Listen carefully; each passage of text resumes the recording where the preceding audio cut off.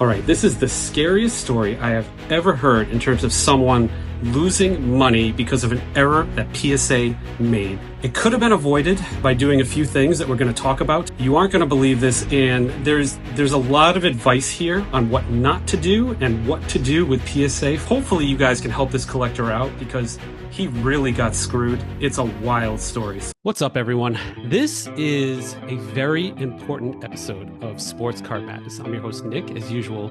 I actually have Frank Rodriguez on, and something a little scary happened to Frank with PSA, and it is a massive warning to all of you that use PSA for cards, autographs, and really anything else. And it shows that their guarantee is not always bulletproof, even though it makes a nice soundbite. So we're going to lay out kind of what happened. I'm going to give Frank my thoughts on what happened. And it's a pretty wild story, guys. You're definitely going to want to hear this. There's some bad actors in the hobby that made this actually possible. So Frank, welcome to the show. It's great to have you on. I know you're a fellow vintage collector like me. You're a bit of a whale in the space. You have some nice cards. Frank, can you lay out for the audience what happened here? What are we talking about? And we're talking about the 1969 Tall Boys autograph set. I started collecting some. I wanted to put together the set autographs, so there'll be 98 cards autograph, and some of them are more easier to find than others. But then you start to get to the final few cards, and you know this to be true. They're very difficult, very rare. There's less than a handful of them that have been authenticated. And one of the cards I needed was an Art Harris. And I was, you kind of put it out to other people that this is what I'm looking for, Art Harris. And there was another autograph collector that had just gotten one authenticated by PSA. It was in September of 2023 that he had got it authenticated. Mm-hmm. And as soon as he got it back from PSA, he shot me a text and said, "Look, I got an Art Harris. Are you interested in it?" And of course, at that time, I only needed 3 more cards. So I'm like, "Yeah, I'm definitely interested. Of course. Let's do this." So we made a deal. I bought the card from him. He sent it to me, but the card was only authenticated. It was not graded. How much did you buy the card for, Frank? I think that's important. Yeah, $7,500. All right, so you paid $7,500 for the card. It was already in a PSA slab, right, authenticated in September 2023. Right. And make no mistake about it. I mean, that's a lot for a card, but I think there was only 4 that had been authenticated to that point. Right. And it would not ever have paid anything for a raw card, but using the PSA guarantee that, okay, this is authenticated, this is as good as gold. Right. So I couldn't add it to the set as it was because it only was authenticated, but you have to have the card graded. Right. So for the audience, there's a difference between the old labels of PSA and the new labels of PSA. Sometimes they just graded the card. Sometimes they just graded the autograph. Sometimes they say it's good. Frank wants to get on the set registry. This is an important card. So he went to relabel it. That basically means you take this slab as he purchased it, and you send that slab back to PSA in the hopes that they relabel it, and then he can add it to the set registry. Right. So I sent it back to them. They expressed on it, thinking that I would get it back and be able to add it to my set. So you paid express on this card. That's the service. It's like 10 to 15 business days, and typically, it's a few $100, right? Yeah, I mean, I think it was like $195, and actually it was a 5-day. And I make a lot of submissions to PSA, so I had really kind of forgotten about it in the sense that I sent it to them in November. Come December, I was like, okay, hadn't heard anything from them. So I reached out to them. I said, what's going on? And they said, oh, there's, nothing, there's no problem. Your card's safe. We have it. And then I waited a little bit longer. And, January, I reached out to them again because we're talking, again, 5 days. And I said, where's the card? And they assured me that they had it. I thought maybe they damaged it when they took it out of the holder, which happens, or they had lost it, and they assured me that they had it, and that they were in the process of completing my upgrading it. So then I get a call from them. I want to say it was in late February, one of their customer service relation person calls me and says, you know what, we've decided that we're rescinding the authentication. Based on new information, we've decided that the autograph is no longer authentic. It's like, never had heard of such a thing. I had purchased a card solely on their authentication, and Right. now they're calling me in February, early March, saying that the authentication is no longer valid. They, Five months. This is 5 months after they slabbed it authentic, correct?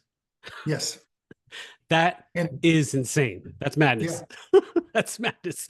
I can understand if it was like 20 years ago, right? Or something, or 10 or 5 years ago. But this was a 5 month period of time. It was probably the same grader. Um, so that's crazy. One question before you continue. Did you insure the card with them? yes. I mean, I declared the value. It's kind of like I declared it for 24.99, This and is I a want tricky to, game. Yeah, yeah. So it's if tricky. I want to say if I made any mistake, that would be it, in the sense that I undervalued it at Correct. 24.99, because I didn't need, I mean, the higher level of service, I didn't need the card turned over in a day, you No, know, it's you it's know, crazy. yeah. You So I know didn't. that Yeah, that's a really important lesson. So, PSA can damage cards, PSA can lose cards, and PSA can confiscate cards. So, if you are declaring values, it's always best to be pretty close to honest. You don't want to do like $100 on a $50,000 card, but you might split the difference and do 30 and gamble a little bit. So, essentially, what you did here, you insured it for 2,400 because that is what you can insure it at the express speed. If you wanted to go higher, you would have had to pay more through the walkthrough, and then it's like 500 or $600. So it's always a tough dance. But now PSA can say, "Well, you said it's only worth 2,400. That's all we're going to give you." So that's one, but it gets even worse than that. So continue with your story. Right. So they called me and said, well, because of because of the delay in processing your order, we're going to waive the service charge for you, and we're going to give you some credit. So I mean, I want to say they first initially offered me like $100 credit for, grading credit for, say, other cards. And I was like, wait a second, that's not do you not understand that this is a rare card, a valuable card, and that's not appropriate. And we kind of left it at that. So that person uh, did not follow up with me. I had contact with her a couple of times, and then it wasn't until just recently that another person called me, another one of their specialists, perhaps someone higher up on the food chain, so to speak. And she basically said that they had done some research and that they decided that an Art Harris autograph, based on a sale in 2018, was worth $10. I just can't. So problem number one is that these customer service reps have no idea about the value of vintage autographs. They have a zero understanding on the value of obscure player autographs. And further, the analysis was imperfect because that's how much you can buy an Art Harris card for raw. Like somebody's had it for a few years, even with a pinhole in it. That's $10. That's complete crap. I would want to know where they got that data from, but guess what? They won't share it. So um, that's fascinating. So what happened next? Okay, so they literally said that their experts. Their experts had determined the value to be at most $200. Can't. And I just never can't. mind, we're certainly comparing apples to oranges. We're not talking about an autograph 69 tall boy or a Harris card. They're just saying, that they were able to locate a sale in 2018 and 2019. So now they're kind of up the ante a little bit and say, we'll give you $200 in credit.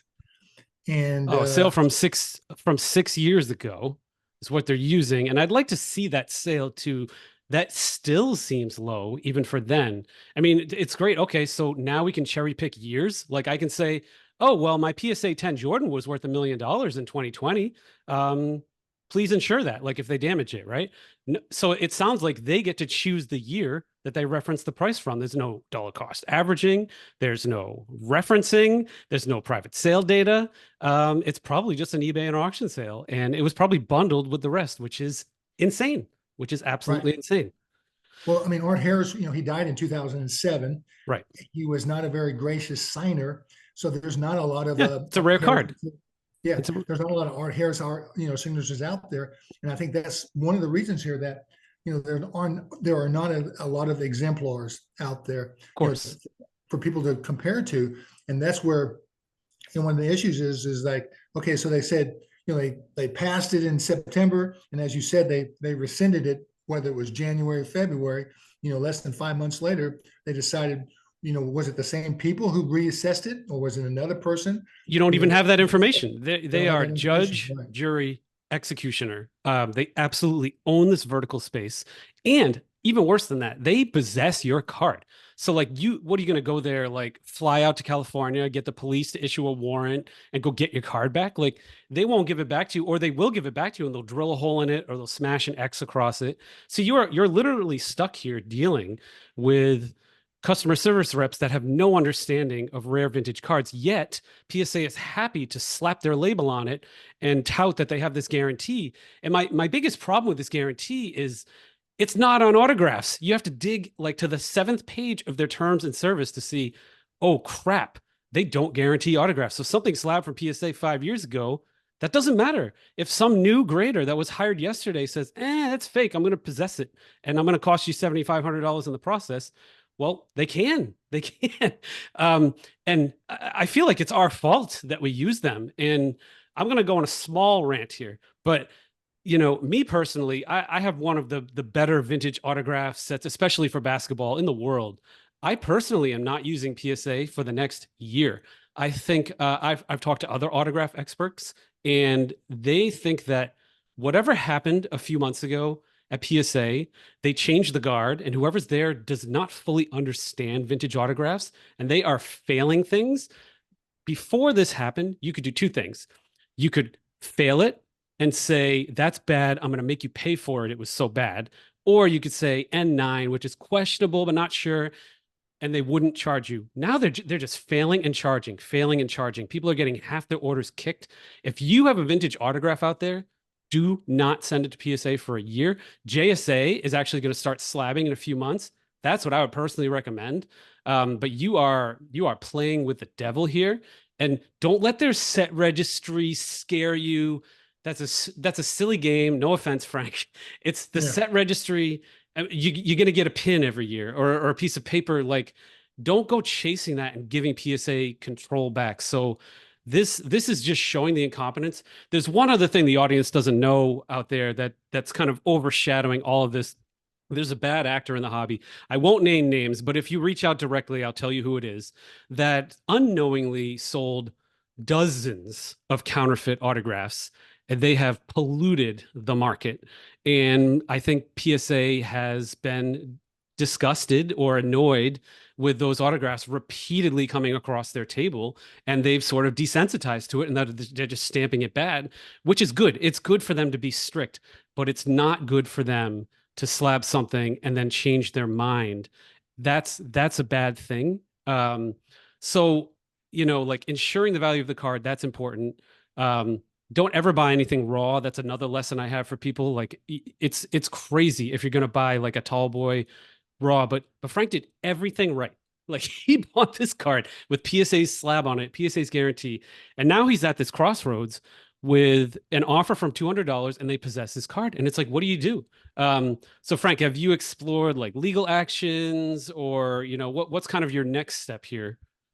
Right. So I've kind of looked at their terms and agreement, and they're very specific when they talk about loss and damage. So they talk about loss as I consider to be physical loss of the card or damage of the card, neither one of which applies here.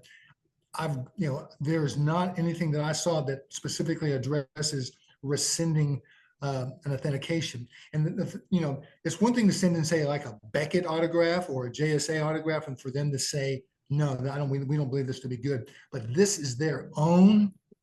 This is their own authenticators that gave this a thumbs up.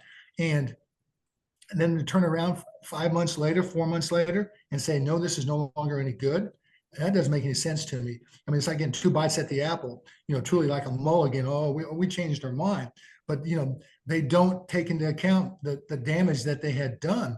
And if they had had any doubt, they should not have approved it in the first place. So my brother's a lawyer, my daughter's a lawyer, and I've gotten different opinions from them. And my brother thinks that the person who sold me the card should be responsible for it and just give me my money back. And We'll get into that in a minute. That's Yeah. how I want to close this down. I want to talk about that as well, but keep going. And then the other thing is that they don't really address this issue. And I want to say, ultimately, I want, sometimes you send cards in to have them re-slab. Suppose you send in a card that's a PSA 9 and they look at it and, I want to say, I think they're very specific. They will not downgrade a card if they're going to change holders on you. But who knows? I mean, you don't want this, you send in a 9 and all of a sudden it comes back as an 8 or, as a 7, that's damaging. It's scary times. I've had somebody sent in a PSA 8 Michael Jordan 101 star card and PSA damaged it. And they said, oops, sorry, it's only PSA 4. And they got him because he didn't insure it at enough of a value. So don't play games with the declared value. That's lesson number one. And number two, avoid PSA. I'm not kidding, for like a year. Like, avoid them for a year. Let JSA start slabbing these autos. They actually know what they're doing and have a great team and have the biggest exemplar database on the planet, bigger than PSAs for autographs. And that's what I'd personally recommend. So let's get back. Let's close this out with, the transactor. I don't know. We'll call him Jim. So Jim sold this card to you. He sent it into PSA and it got slabbed. So he thought it was legit at the time. That is actually true. So it's really not his fault up until that point, right? Now, those 5 months that passed from the time he got it slabbed to when PSA rejected it, he knows that's a counterfeit card, and that's messed up. And he's basically said, I'm absolved because at the time I sold this to you, this was a good card. With me, I've had a lot of old school mentors in this space. We do deals all the time, across Facebook, and relationships are so important. If that happened to me, worst case scenario, I'd say, Frank, this sucks. Can we split the difference and shake on it? Right. I've had that happen a couple of times where just something gets messed up and you just make it right. It sounds like this bad actor doesn't want to make it right. So we won't call him out here, but he's part of the problem that has polluted this market with, he overzealously sold dozens of these counterfeit autographs. Again, he didn't know, but now he does. And he doesn't care that all these people paid money for it. That's just not cool. So I won't call him out, but if you want to know who it is, if you're about to transact with somebody and you're afraid with a raw card, leave a comment here, DM me on Instagram, Boston Card Hunter. Then I will tell you who it is because I want to make sure he doesn't screw anybody else. I'm watching him closely. Damn. So, Frank, we had Nat Turner on our podcast back in November, and I do have contact with him. So my plan is to hopefully air this video, and this gets us beyond the customer service level of support, because you're just not getting the right, like you need somebody a little higher up to like put their brain on this and like say, this is kind of messed up. So my goal is to kind of get that level of visibility, and then hopefully I can talk to Nat and we can get this at least sorted where they should at least pay you the declared value. Like, I could understand if they don't want to pay $7,500 and they could say you overpaid for the card, but no matter what, their bottom line offer should be $2,400 because that's the declared value. That's my personal opinion. So if you're watching this, share this video with anyone that collects, especially autographs. Share it with everyone, because Frank isn't the only one this is happening to. I've heard this from half a dozen people. I just wanted to feature Frank here because this warning is so important to me. The autograph market means so much to me, and the integrity of it, that you can see I'm getting teary-eyed here. Like, this has to matter. So please share this, let people know so that PSA doesn't keep doing this. And again, avoid them for a year. Oh man, any other closing thoughts, Frank? Now, it's kind of like it's just almost beyond my comprehension when they said that they had rescinded the authentication. I mean, I thought it was almost, it was just given. It was just a question of, okay, what grade is the card going to be? Never did I think, oh, they're going to change their mind about the authentication. I mean, that never occurred to me. And then as I look at their terms and agreements, even though I declared it, I under declared the value compared to what I paid for it. But then I think in the terms and agreement, they can determine what the fair market value is, and that's all they're required to pay you. And They're doing a poor job of that. I mean, yeah, $10 is not the fair market value of an Art Harris card. They could conduct a poll. They could, show proof. Like if you show a coined photo of owning that card and it's in the set registry, hey, how much did you pay for this? What do you think it's worth? Like a little bit of work instead of going to a 2017 auction and saying like, oh, this is the price in November of that year. It's like the prices change all the time, and you're like cherry picking a date. It's nuts. Like this is the craziest thing I've ever seen. And I'm so sorry it's happened to you. And I hope this video can help get the word out. And again, hopefully Nat can smooth this over. Um, Frank, I appreciate you sharing the story. I guess the last question I have for you, does this change your opinion on submitting cards to PSA, like starting now and in the future? well, it's kind of like we talk about. We talk to other collectors, and they say, are you a registry guy or are you just a collector? And I have several hundred sets on the registry, and people kind of think of me as a kind of a registry guy. And it just kind of just here I am, supporting PSA. I've been an active member for years, and this is the way they treat me, and I'm just disappointed, really disappointed. Right, right. You've got hundreds of sets on there. You're supporting the registry, which is something that differentiates them against their competitors. And now they're saying you overpaid for this card so you could complete something in the registry. And so here's your medicine for it. So my goodness, Frank. Do you want to like leave any contact information in case somebody from PSA is watching this, or somebody else who knows somebody wants to help or feature your story at all? Yeah, yeah. I mean, I can be easily. I'm Doc Rod on the registry, Okay. um, but and I do get people do reach out now and then trying to make some trades or sell me something. But I'm happy to give you my email address if they want to reach out to you. I'll put it in the description down below so people can contact you. Yeah, I mean, I would love to hear other people's experience Yeah. because this is just, like I said, I never occurred to me that this would have happened. My thought was that they had, when they took so long, I had thought they had literally lost the card or somehow damaged it when they were taking it out of the holder. Right. Yeah. And you know what? Maybe somebody's been through this and knows somebody at PSA that was able to resolve it, or they found a path. Right. And so if you have, reach out to Frank, reach out to me. I want to help him at least get that $2,400 back from PSA because it's messed up. Whew, all right. That was fun. I feel like that Yeah. was a venting session. Frank, great to talk to you, man. I love what you're doing in the vintage auto world. And thanks for coming on here and being so open and honest with your story.